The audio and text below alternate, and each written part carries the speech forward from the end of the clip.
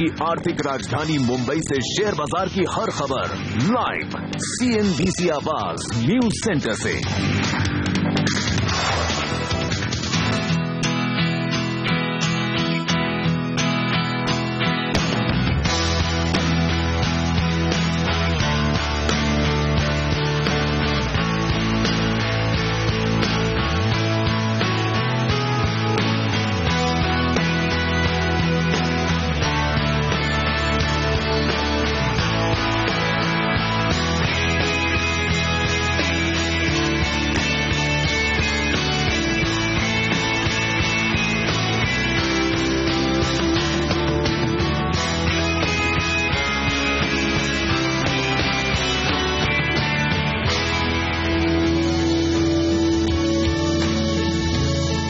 Women's day के मौके पर आज दिन भर आप देखेंगे स्त्री शक्ति CNBC आवाज पर वो तमाम महिलाएं जो इस चैनल में जी जान लगाकर काम कर रही हैं। और साथ ही हम बात करेंगे बाजार की उन तमाम विमेन एनालिस्ट से भी जो यहां से आगे आपको बताएंगी क्या आपकी रणनीति होनी चाहिए मार्केट में सबसे ज्यादा फायदा कमाने के लिए। और आज मेरे साथ जुड़ रही हैं मेरी सहयोगी दिल्ली से Mugdha Mishra. Mugdha, good morning. Good morning Harshada. बड़ा मौका है और हमारे लिए ये बड़ा मौका है ये दिखाने का कि किस तरह स्त्री शक्ति आवाज में पार्टिसिपेट करती है। और इसीलिए हम आज दिन भर आपके साथ रहने वाले हैं। हमारे साथ न सिर्फ हमारी महिला सहयोगी होंगी बल्कि हम उन एनालिस्ट से भी बात करेंगे जो कि महिलाएं हैं। आपको हर वॉक ऑफ लाइफ से बेसिकली आपको ऐसे लोग लेकर आएंगे आपके सामने, ऐसी महिलाएं लेकर आएंगे जो एक एग्जाम्पल सेट करती हैं बाकी सबके लिए। जी हाँ, तो पूरा वुमेन पावर आप देखेंगे CNBC आवाज पर आज दिन भर। लेकिन मार्केट्स पर भी एक नजर डाल लेते हैं और खासतौर से अंतर्राष्ट्रीय बाजारों से क्या क्यों मिलता हुआ दिखाई दे रहा है। आज के ट्रेड के लिए 3 दिन की लंबी छुट्टी भारतीय बाजारों में, लेकिन काफी ज्यादा डेवलपमेंट्स इंटरनेशनल मार्केट में हुई है तो उस पर नजर रखना काफी अहम है। और हमारे साथ जुड़ गई है सोनम मेहता, हमारी research analyst. Sonam, good morning. क्या है अंतर्राष्ट्रीय बाजारों की स्थिति?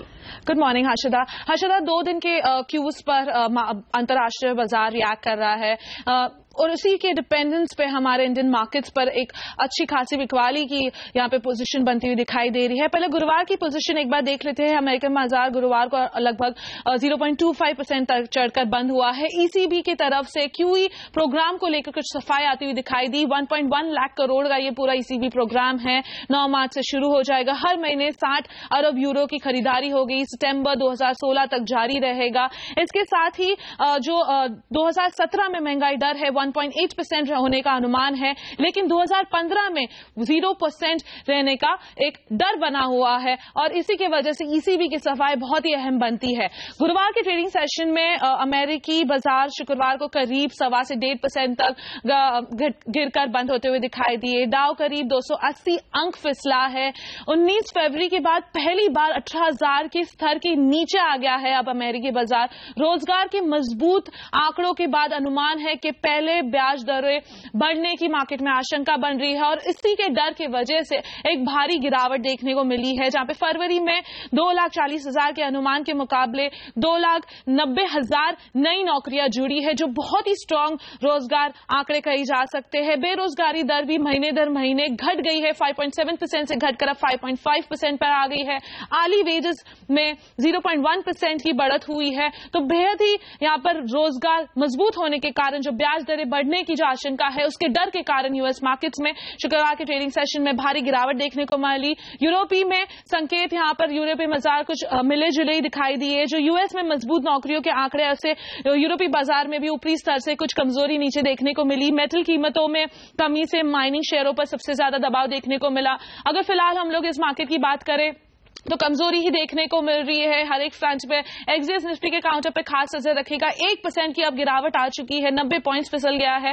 तो आज काफी नेगेटिव बाजार अंतर्राष्ट्रीय दिखाई दे रहा है। ओके, तो अंतर्राष्ट्रीय बाजारों से जो क्यूज मिल रहे हैं वो तो कुछ खास नहीं, लेकिन अब हमारे साथ हमारे market editor mister Anil Singh भी जुड़ रहे हैं। अनिल जी, क्या आज का दिन बुल्स के लिए नहीं है? क्योंकि हम वैसे ही ऐसा लग रहा है कि बाजार थोड़ा नर्वस था उन हायर लेवल्स पे जो हमने पिछले हफ्ते टच किए।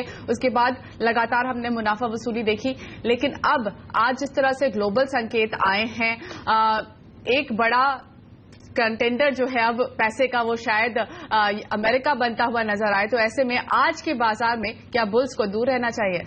सबसे पहले मुग्धा, आपको, हर्षदा को विमेंस डे की बहुत बहुत शुभकामनाएं, ढेर सारी बधाइयां। मार्केट में आप मेरी दो मोस्ट फेवरेट एंकर्स हैं और इस पूरे बड़े मौके पर जब आज हम CNBC आवाज पर विमेंस डे सेलिब्रेट कर रहे हैं, आपने एक्सेप्शन के तौर पर अपनी शो में मुझे शामिल किया, इसके लिए मैं आपको धन्यवाद जरूर देना चाहता हूं। अनफॉर्चुनेटली यूं कहें कि लंबे वीकेंड के बाद ग्लोबल मार्केट के संकेत थोड़े से कमजोरी की तरफ ज्यादा है, इसमें कोई डाउट नहीं, लेकिन अमेरिकी बाजारों में जो रिएक्शन आया है वो अच्छे डेटा पर आया है। जब एम्प्लॉयमेंट के डेटा वहां पर मजबूत होते हुए दिखे, यानी कि संकेत ये मिल रहा है कि इकोनॉमी बेहतर होती हुई दिख रही है। अब आपको ट्रेड दो तरीके से करना है, अमेरिकी बाजारों को दो तरीके से देखना है। या तो ये समझे कि इकोनॉमी मजबूत होती हुई दिख रही है, ऐसे में ब्याज दरें बढ़ने का सिलसिला जल्द शुरू होता हुआ दिखे, जो कि मैक्रो मार्केट के लिए थोड़ा सा नेगेटिव है, सही है। दूसरी तरफ ये समझे कि अगर अमेरिका में इकोनॉमी मजबूत होती दिख रही है, नौकरियां ज्यादा लग रही है, पैसा लोगों के पास ज्यादा आएगा, ज्यादा खर्चा कर पाएंगे और ऐसे में अमेरिकी कंपनियां बेहतर प्रदर्शन करेगी,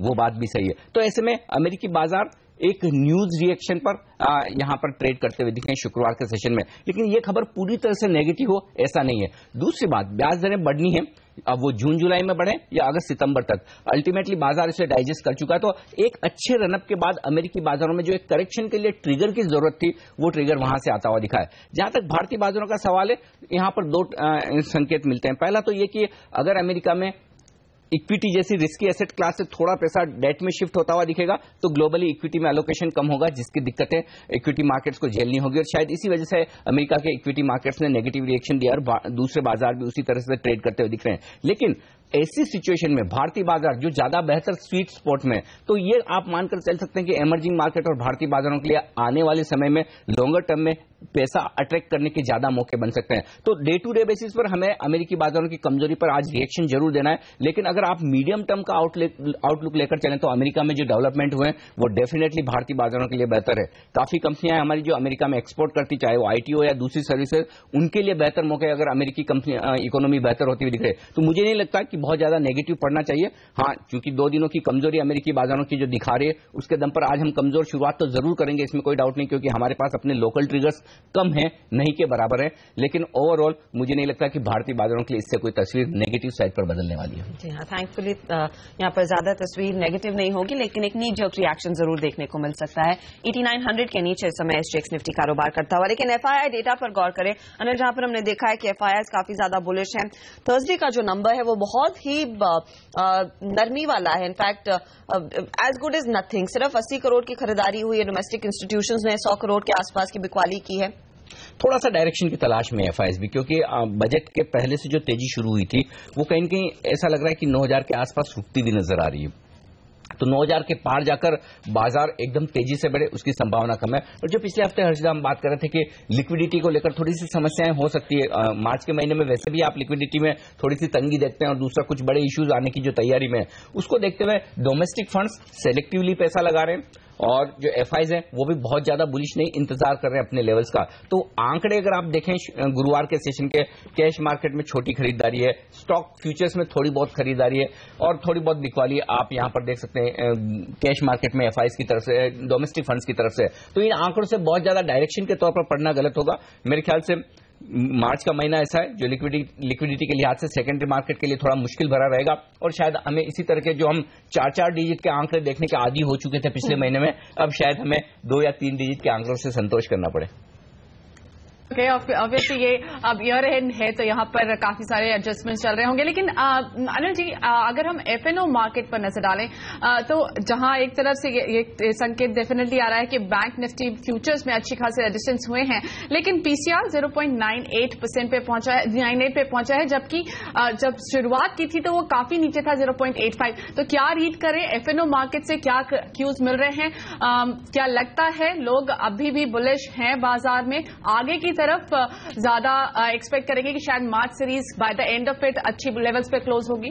काफी इंटरेस्टिंग संकेत मिल रहे हैं मुग्धा, अगर आप वायदा कारोबार से देखें। और गुरुवार के सेशन में कुछ जो संकेत मैं आपके सामने रखूं स्टॉक फ्यूचर्स के, पहले उसकी बात करें। स्टॉक फ्यूचर्स में आप देखिए तो शॉर्ट पोजीशंस बनती हुई दिखी है बड़े इन्वेस्टर्स की तरफ से। एफआई ने 150 करोड़ से ज्यादा की बिकवाली की है, लगभग 2 करोड़ 30 लाख शेयर नए जुड़ते हुए दिखे। इसका मतलब साफ है कि एफआई की तरफ से थोड़ी सी बिकवाली हुई है, लेकिन वैसा माहौल बैंक निफ्टी और निफ्टी में नहीं दिख रहा। बैंक निफ्टी में 1 लाख शेयर जुड़े हैं, लेकिन काफी हद तक वहां पर शॉर्ट कवरिंग होती हुई दिखी है, और निफ्टी में कुछ शॉर्ट कवरिंग और कुछ लॉन्ग पोजीशंस जो बनी हुई थी वो कम होती हुई दिखी है। यानी कि ट्रेडर्स थोड़ा सा कॉशियस होते हुए दिख रहे हैं बाजार के डायरेक्शन को लेकर। उन्हें लग रहा है कि 5-7 दिनों तक अच्छा माहौल बनने के बाद बाजार शायद अटकते हुए नजर आए। 9000 के पार जाने की जल्दबाजी नहीं है, टिकने की जल्दबाजी नहीं है। ऐसे में थोड़ा सा हल्का होना ज्यादा बेहतर है, ज्यादा ठीक है। बजट को हम डिस्काउंट कर चुके हैं, तो ओवरऑल वायदा कारोबार के आंकड़े ये बता रहे हैं कि बहुत ज्यादा क्लियर कट डायरेक्शन नहीं है। अब आप ऑप्शंस के डेटा में देखें 8900 के आसपास 5 लाख शेयर 8900 के पुट में यहां पर गुरुवार के सेशन में जुड़ते हुए दिखे हैं, लेकिन कॉल्स में 8900 से लेकर 9300 के बीच में लगभग 12-13 लाख शेयरों का नया एडिशन हुआ है। तो हायर लेवल्स की कॉल राइटिंग होती हुई दिख रही है, थोड़ी सी वहां पर मंदी की पोजीशन बनती हुई दिख रही है, और थोड़ा बहुत पुट खरीदे जा रहे हैं लोअर साइड पर,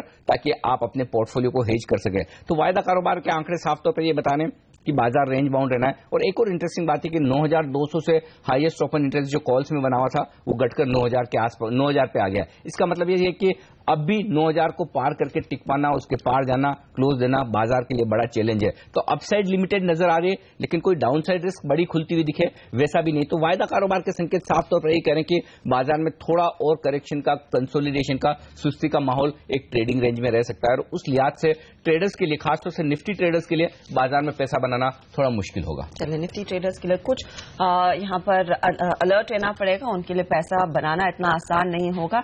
लेकिन ओवरऑल उम्मीद है कि वो जो लॉन्ग टर्म बुल रन की बात की थी, मौके जरूर मिलेंगे इस बाजार में खरीदारी करने के लिए। और जैसे हम आपको बता रहे हैं, सीएनबीसी आवाज पर आज दिन भर आप देखेंगे स्त्री शक्ति, और इस खास मौके पर मार्केट काउंटडाउन में भी हमारा साथ देने वाली हैं कुछ महिला एनालिस्ट। टेक्निकल चेक लेंगे आज सिमीभौमिक.com की सिमी भौमिक के साथ, और फंडामेंटल नजरिया बताने के लिए हमारे साथ होंगी फोरफ्रंट कैपिटल की बिजनेस हेड राधिका गुप्ता। इसके अलावा बाजार में आगे की रणनीति जानने इंडिया इन्फोलाइन की अनु जैन से, साथ ही महिला दिवस के खास मौके पर हमारे साथ होंगी इकरा की senior economist Aditi Nair, kinetic engineering की वीसी सुलज्जा फिरोदिया मोटवानी और गोल्डमैन सैक्स की ईडी लावण्या अशोक।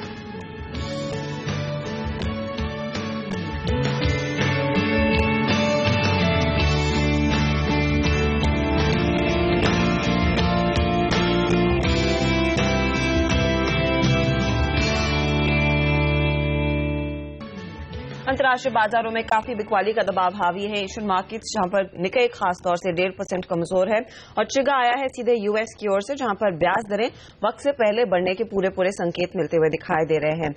इसका क्या इम्प्लीकेशन होगा ओवरऑल ग्लोबल इक्विटी पिक्चर पर, उस पर एक चेक ले लेते हैं। हमारे साथ है Hans Goetti, investment head Asia bank international के, सिंगापुर से लाइन पर है। Hans, good morning, thanks for taking time out in CNBC आवाज।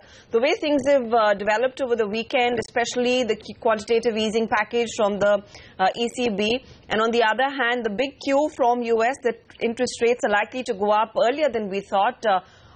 Is it shaking out equity traders at this point in time? Are people taking their money out, heading towards bonds? Is that a better trade at this point in time in international markets? No, bonds are overvalued in our view, with a few exceptions. Of course, we still overweight equities in our balanced portfolios. And the non-farm payroll report came in stronger than expected. That was a bit of a positive surprise, but it just shows that the U.S. economy is very strong. Having said that, it does not mean the Fed will raise rates earlier, because what the Fed also wants to see, and this was lacking in this report, is wage growth. Wage growth is simply not where the Fed wants it, and we have not changed our assessment of a Fed hike. So we don't think the Fed alone, or this number alone, will prompt the Fed to hike rates earlier. Okay. Hi, Hans. Good morning. This is Mugdha here. I just wanted to know, with this changed scenario of the weekend where two major things have happened, do you think now emerging markets are not going to attract as much investment, considering the fact that on one hand US is looking strong, and ECB, Eurozone, is now trying something to get on its feet again?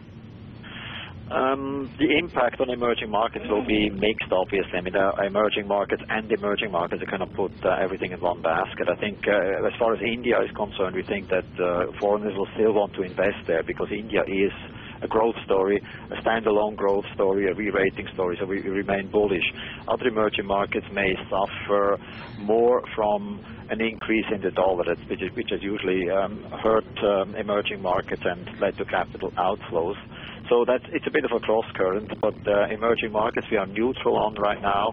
We want to have an exposure because if emerging markets turn, they turn very quickly, and if you're not in already, then you may miss out. But for now, we have at best a neutral rating on emerging markets.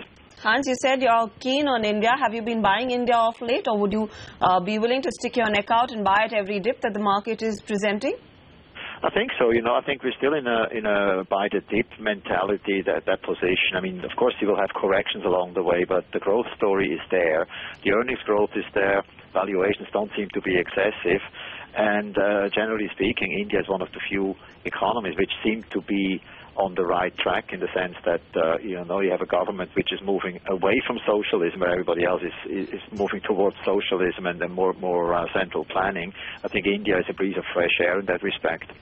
A pleasure speaking to you, Hans. Thank you so much for joining us this morning.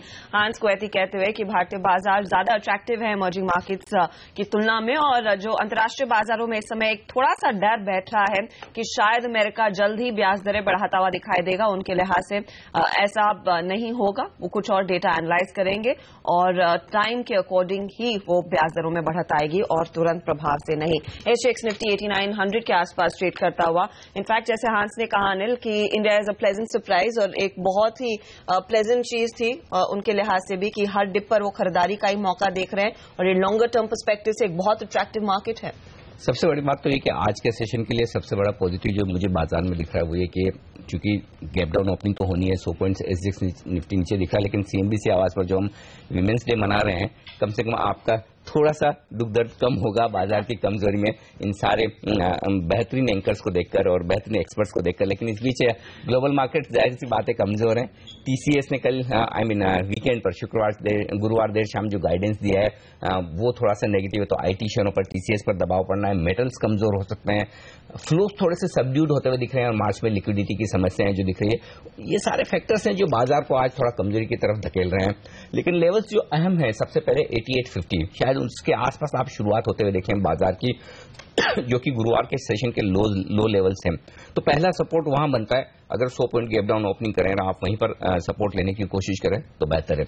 उसके नीचे जाने के बाद 8775 से लेकर 8800 ये 25 point की range है, ये बेहद स्ट्रॉन्ग सपोर्ट है। तो अगर आप गैप डाउन ओपनिंग हो तो इन लेवल्स के आसपास कुछ स्टॉप लॉस मानकर या तो अपनी लॉन्ग्स में बने रहें या फिर फ्रेश खरीदारी करने का सोचें।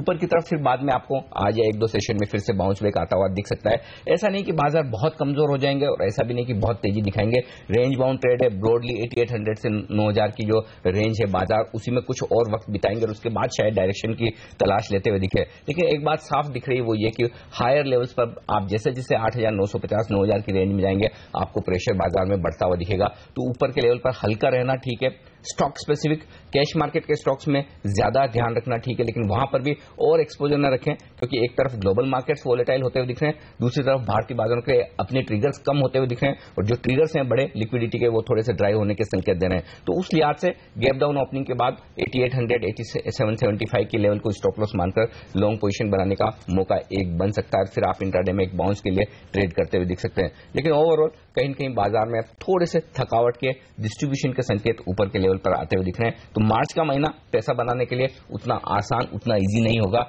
बजट के बाद ये जरूर ध्यान रखना होगा। ओके, तो ये व्यू है आज के लिए और साथ ही लगता नहीं कि मार्च में पैसे बनाना इतना आसान होने वाला है। कॉशियस रह के इस वक्त ट्रेड करने की सलाह है। अनिल जी बहुत बहुत धन्यवाद। अभी फिलहाल आपसे लेंगे इजाजत, लेकिन फिलहाल वक्त हो गया है एक ब्रेक का। ब्रेक के बाद आपको बताएंगे वो शेयर्स जो कि आज खबरों में है, जहां पर एक्शन हो सकता है आज के कारोबारी दिन में। तो बने रहिए हमारे साथ।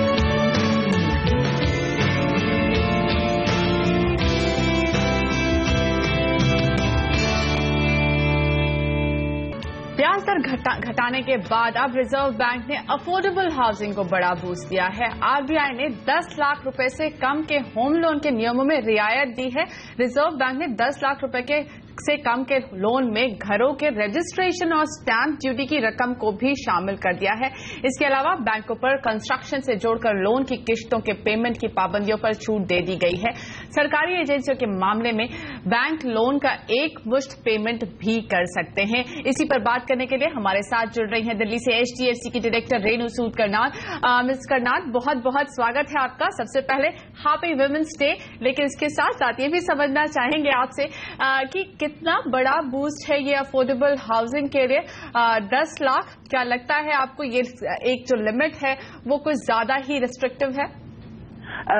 बिल्कुल, आपने you took the words out of my mouth. बिल्कुल, मेरे हिसाब से अगर आप अफोर्डेबल हाउसिंग की वैसे भी डेफिनेशन देखी जाए हर जगह तो 20 लाख तक तो होना ही चाहिए था। पर ठीक है, जो भी है शुरुआत तो है।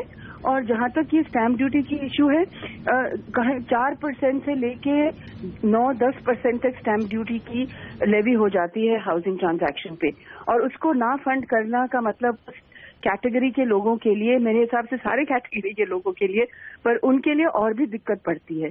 और वैसे भी देयर इज अ कैप, आप कितना फंडिंग कर सकते हो।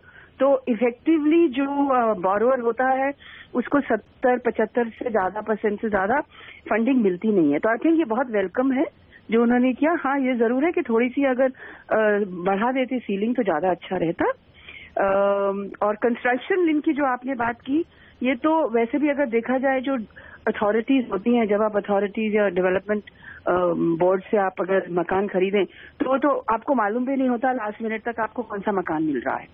तो कंस्ट्रक्शन बहुत बड़े लार्ज स्केल पे होती है, तो उस समय उसको कंस्ट्रक्शन से लिंक करने का कोई मायने ही नहीं था। तो आई थिंक ये जो इन्होंने रेक्टिफिकेशन की है बहुत ही अच्छी चीज की है। रेणु जी, लेकिन क्या आपको लगता है क्योंकि ये जो हाउसिंग फॉर ऑल का सरकार का जो नारा है उसी के साथ तालमेल रख रहा है कदम, और लार्जली जो लो इनकम ग्रुप है जहां पर इनकम हम देखते हैं एनुअल 1 लाख से 2 लाख की होती है, क्या बैंक्स इस सेगमेंट को आसानी से लेंड करने को तैयार रहेंगे? क्योंकि एक तरफ बैंक्स का एनपीएस के इश्यूज हैं और ये लो इनकम ग्रुप में अगर सरकार का फोकस है, थ्रस्ट है कि यहाँ पर ज्यादा से ज्यादा लोन देना चाहें, क्या बैंक सामने आएंगे? बिल्कुल आएंगे।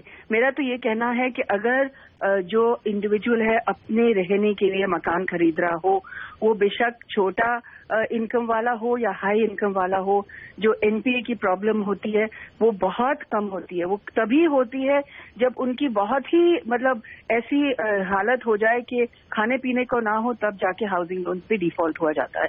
तो मेरे हिसाब से हाउसिंग, जो बंदा हाउसिंग अपने घर में रहेगा उसको तो कोई संकोच नहीं होना चाहिए किसी बैंक को, किसी फाइनेंशियल इंस्टीट्यूट को फंड करने के लिए, क्योंकि अभी भी अपनी जो कल्चर है, अपनी जो सोसाइटी है और अपनी जो नीड है, हाउसिंग और घर का दर्जा बिल्कुल ही अलग है। जी बिल्कुल। मैम, एक सवाल मैं यहाँ आपसे ये करना चाहती हूँ कि ये जो 10 लाख की कैटेगरी है, कितना बड़ा पोर्टफोलियो ऑन एन एवरेज इस सेगमेंट में आपका होता है? कितना बड़ा पोर्शन है इस लोन बुक का आपकी बुक में? हाँ, इश्यू जो सेगमेंट की आप बात कह रहे हैं ना, इसी मेरे को एकदम 10 लाख के ऊपर मुझे नंबर देना मुश्किल है, और अगर मैं आपको अपना 20 लाख से कम के लोन की बात करूं तो वो इजीली 40-45% है। अभी भी एचडीएफसी का जो एवरेज लोन है, आप हैरान होंगे सुन के कि वो 25 लाख से कम है। तो ये जो कैटेगरी है उसकी डिमांड बहुत है, उसकी नीड बहुत है, पर दिक्कत कहाँ आ रही है? दिक्कत आ रही है इस प्राइस रेंज में मकान ही नहीं बन रहे। अगर आप 10 लाख का लोन कहें तो जो प्राइस रेंज होनी चाहिए वो 15 से 20 लाख से ज्यादा नहीं होनी चाहिए। किसी तरह से इस रेंज में मकान बनने शुरू होंगे और ज्यादा स्टॉक आएगा, तो there is a huge demand for that.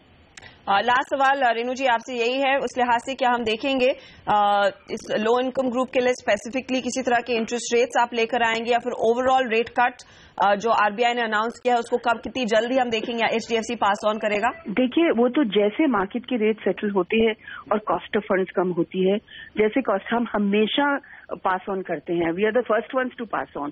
जिस तरह से मार्केट में रेट कम होते हैं, हमारी फंडिंग कॉस्ट कम होती है, हम we are always passing it on. देखेंगे हमारे जो मार्जिन होते हैं इतने कंसिस्टेंट मार्जिन है कि कभी हमने ग्रीड नहीं दिखाई कि हम अपने मार्जिन बढ़ा रहे हैं पर कस्टमर के लोन्स कम ना करेंगे। कितना टाइम लगेगा मैम?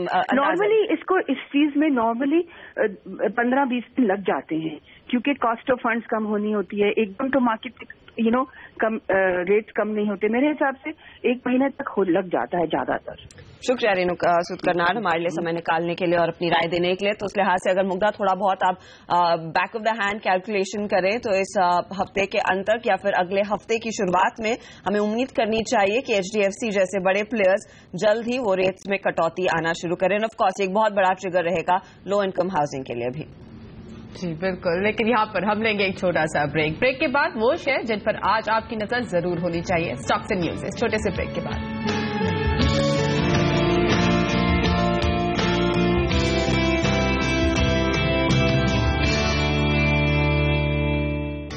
आप देख रहे हैं मार्केट्स काउंटडाउन और आज का दिन बेहद खास है, स्पेशली CNBC आवाज के लिए, क्योंकि हम स्त्री शक्ति दिखा रहे हैं आपको। आवाज में जितनी भी महिला काम करती है उन सबको हम फोरफ्रंट पर लेकर आए हैं और हमारे साथ इस वक्त हर्षदा तो जुड़ी हुई ही है, साथ ही स्टॉक्स एंड न्यूज लेकर जुड़ गई हैं पूजा त्रिपाठी। पूजा बताइए कौन से स्टॉक्स ऐसे हैं जहां पर आज खबरें निकल कर आई हैं, फोकस रहेगा।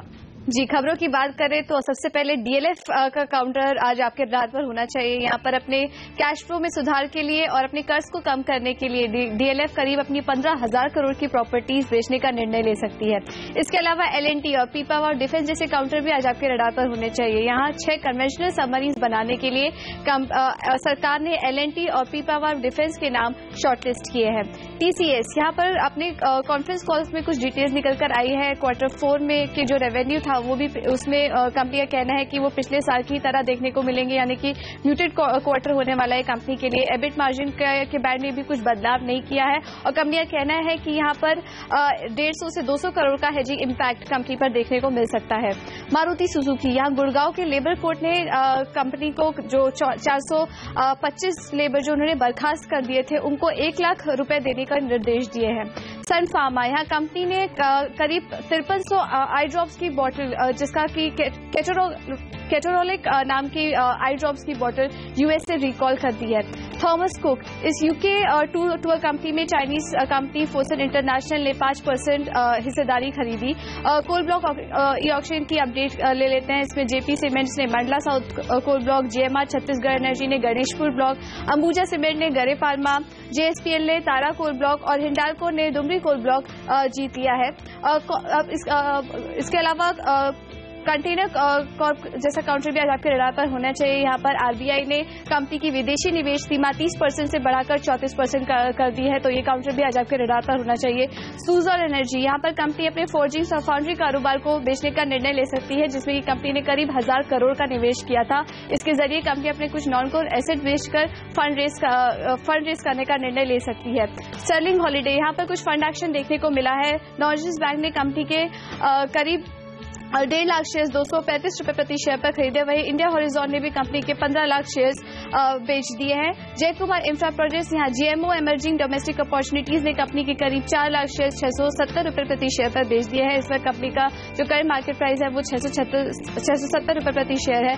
इसके अलावा BSE में भी कुछ बदलाव देखने को मिले हैं। यहाँ पर कई सारे कंपनीज के सर्किट फिल्टर रिवाइज हुए, जिसमें कि टीटागढ़, विगन्स और पीपावाव और डिफेंस के सर्किट फिल्टर 10% से 20% हो चुके हैं। और इसके अलावा बात करते हैं FTSE में कुछ बदलाव की। यहाँ पर एशिया पैसिफिक इंडेक्स में 9 इंडियन कंपनी इंक्लूड हुई है, जिसमें कि Aurobindo pharma, Bosch, Yes Bank, Eicher motors, Motherson Sumi, Godrej consumer, Shree cements और काडिला हेल्थ जैसी कंपनियों के नाम शामिल हैं।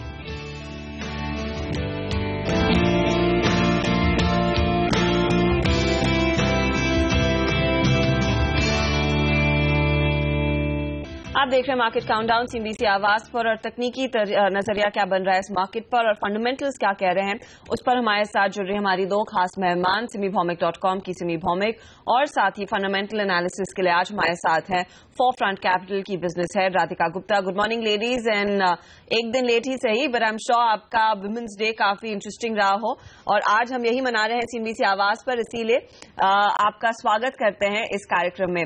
टेक्निकल सेटअप इस मार्केट का कैसा लग रहा है वो जानना काफी अहम है, क्योंकि एसजीएक्स निफ्टी में हमने देखा है गहरा सेल ऑफ सुबह सवेरे देखने को मिला। अभी आप देखें तो लगभग 90 अंकों की गिरावट देखने को मिल रही है।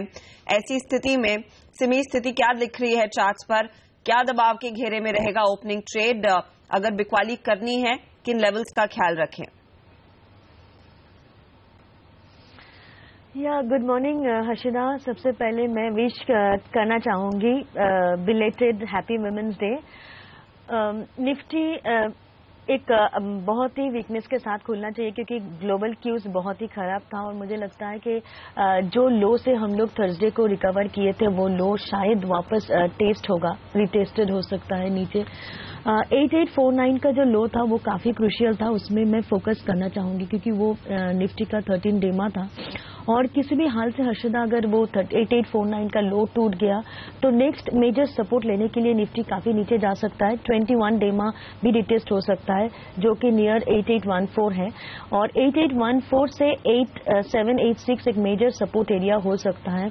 और मुझे लगता है कि अगर ये 8849 का जो 30 डेमा था जो थर्सडे का लो था वो अगर टूट भी गया तो भी मुझे लगता है कि वही 8814 से 8814 से 8786 वो जो रेंज मैंने बताई 21 डेमा के आसपास वो निफ्टी का सपोर्ट का काम कर सकता है और कोई रिकवरी में निफ्टी ऊपर आएगा ऐसा मैं उम्मीद करती हूँ, क्योंकि लास्ट थर्सडे का जो रिकवरी था वो काफी शानदार था और मैं यही मान के चल रही हूँ कि अगर नीचे से बहुत ज्यादा वीकनेस अगर ग्लोबल क्यूज में अगर मतलब यूरोप जब खुलेगा उस टाइम में वापस अगर नया कोई वीकनेस ना आए तो हम लोग नीचे से वापस रिकवर करेंगे, ऐसा मैं उम्मीद करती हूँ। अब देखते हैं सपोर्ट कहाँ पे लेता है, वही क्रूशियल होगा। ओके, तो ये फिलहाल टेक्निकल नजरिया, लेकिन हमारे साथ फोरफ्रंट कैपिटल की बिजनेस हेड राधिका गुप्ता भी हैं। Good morning Radhika.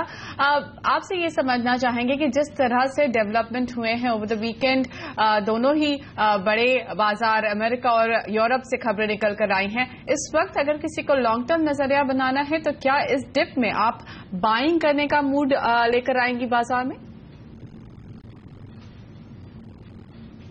I think जो मार्केट के इवेंट्स हुए हैं ग्लोबली ओवर द वीकेंड, उससे अगर आपका लॉन्ग टर्म नजरिया है तो उससे आपको ज्यादा इफेक्ट नहीं होना चाहिए।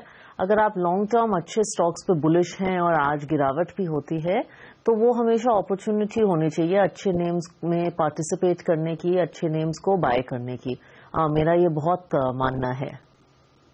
तो एक डिप पर खरीदारी का एक अच्छा मौका रहेगा, अंकिता कह रही हैं। लेकिन एक स्पेसिफिक यहाँ पर राधिका कह रही हैं। अंकिता सुमानी हमारे साथ लाइन पर हैं एक बड़ी खबर के लिए और टेक्नोलॉजी कंपनियों पर आज नजरें रहेंगी, क्योंकि टीसीएस ने थर्सडे को जो कॉल किया उसमें वो कॉन्फिडेंस साउंड नहीं कर रहे हैं। कंपनी का मानना है कि Q4 में इतना ज्यादा ट्रेंड बेहतर होता हुआ नहीं दिखाई दे रहा है।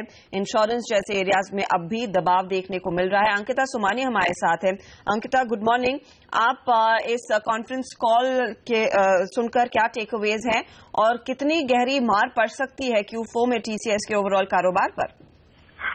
कंपनी ने hi good morning. Actually company ने जो गाइडेंस दिया है Q4 के रिजल्ट के लिए या जो डायरेक्शन दिया है Q4 के, वो उन्होंने ऐसा बोला है कि पिछले साल में जैसा Q4 रहा है उसी के अराउंड रहना चाहिए।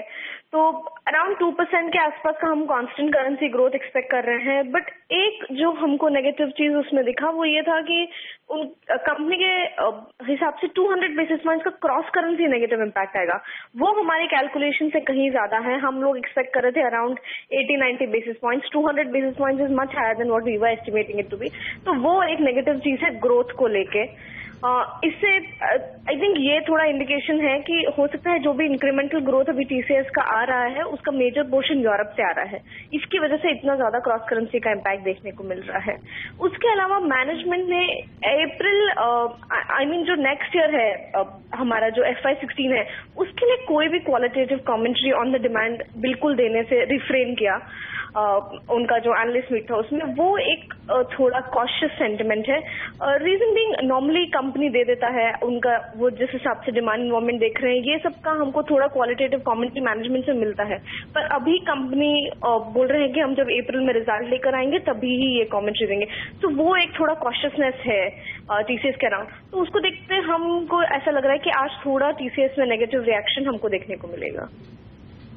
ओके, नेगेटिव रिएक्शन तो जरूर देखने को मिल सकता है, लेकिन अंकिता एक और यहाँ पर जो देखा जाए तो यूएस की इकोनॉमी थोड़ी सुधरती हुई डेफिनेटली नजर आ रही है और यूएस एक बड़ा मार्केट है आईटी कंपनीज के लिए। उसके साथ साथ अब ईसीबी ने भी क्वांटिटेटिव ईजिंग शुरू की है, तो ऐसे में क्या लगता है कि आगे शायद कंपनीज, आईटी कंपनीज के लिए प्रॉस्पेक्ट्स बेटर होंगे और शायद इसीलिए वो इस वक्त डिमांड एनवायरनमेंट को ठीक से मेजर करना चाहती हैं, आगे देखना चाहती हैं, शायद इसीलिए उन्होंने फिलहाल कोई गाइडेंस नहीं दिया, या लगता है कि there is a cause of concern? As such, there is no specific cause of concern, but definitely ये जो आप बता रहे हैं कि यूरोप एंड यूएस का जो इकोनॉमिक जो मार्केट है वो बेहतर कंडीशन में as compare to what it was in last 2 years, तो उसके रहते डिमांड इन्वायरमेंट डेफिनेटली पॉजिटिव है। नैस्कॉम के इंडस्ट्री एस्टिमेट्स भी हमको यही चीज बता रहे हैं। In fact overall commentary from all the big IT players, आप इन्फोसिस, कॉग्निजेंट, एचसीएल टेक, विप्रो, इन सब से ले लें, सबका कमेंट्री पॉजिटिव ही है। इसका कमेंट्री भी नेगेटिव नहीं है, उनका भी कमेंट्री पॉजिटिव है, बट वो थोड़ा कॉशियस है in terms of giving out any qualitative guidance, because last 2 quarter से कंपनी मिस कर चुकी है जो बोला है उसको, और मिस करने में जो बहुत बड़ा हाथ है वो क्रॉस करेंसी का भी है। तो आई थिंक उसकी वजह से भी कंपनी थोड़ा रिफ्रेन कर रही है in terms of giving out any number या कोई भी क्वालिटेटिव गाइडेंस। ओके अंकिता, बहुत बहुत धन्यवाद अपनी राय हमारे साथ शेयर करने के लिए। तो आज टीसीएस पे जरूर वो दबाव सोच रही हैं, उनको लगता है कि एक रिएक्शन जरूर यहाँ पर टीसीएस पे देखने को मिलेगा, लेकिन फिलहाल हम लेंगे एक छोटा सा ब्रेक पे जाते जाते आपको बता दें एसजीएक्स निफ्टी की तरफ से तस्वीर कुछ खास अच्छी नहीं, दबाव ही दिखाई दे रहा है, ग्लोबल क्यूज पॉजिटिव नहीं, लेकिन मार्केट ओपनिंग में थोड़ा ही वक्त बाकी है प्री ओपनिंग में, तो वो देखेंगे किस तरह की होती है। लेकिन फिलहाल लेंगे एक छोटा सा ब्रेक, कुछ और शेयरों पर राय भी लेंगे इस छोटे से ब्रेक के बाद।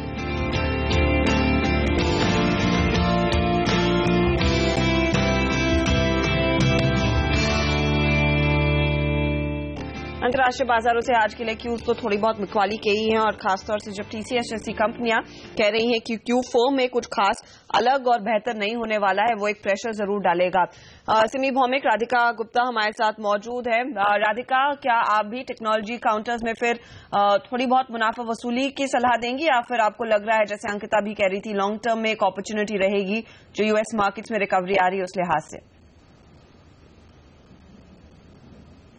आई थिंक टेक्नोलॉजी काउंटर्स में एक बहुत मेजर अपॉर्चुनिटी है अगले 2-3 साल में। अगर आप देखें पिछले क्वार्टर में जब लोग बात कर रहे हैं कि रिजल्ट्स ऑन द होल काफी पुअर रहे हैं कॉर्पोरेट रिजल्ट्स, तो टेक्नोलॉजी इज वन एरिया, एक ऐसा क्षेत्र है जहां रिजल्ट ज्यादातर ठीक रहे हैं, काफी कंपनीज ने बहुत हेल्दी ग्रोथ दिखाई है।